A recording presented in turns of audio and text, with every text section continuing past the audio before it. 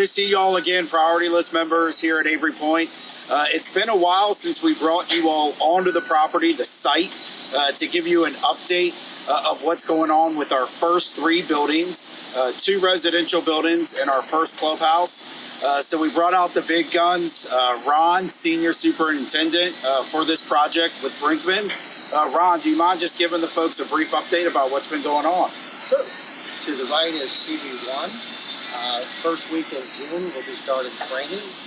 So you'll start seeing framing going up. And about every 2 weeks from there, you should see another floor going up to the 3 floors.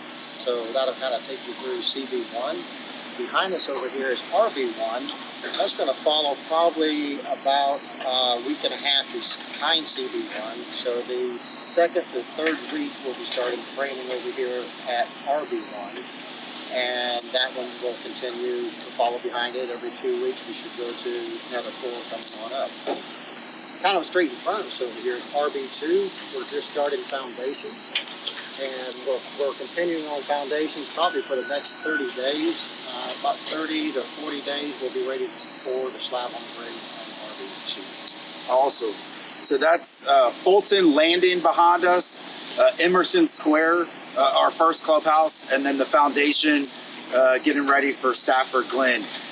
We get asked all the time, how's construction looking, timeline? Folks are really eager to move. They're excited. We've started the reservation process for these first 3 buildings. Any kind of insider input on the timeline and how things look? Right now, we seem to be tracking pretty much on time for our project schedule. So everything seems to be tracking, going right on time.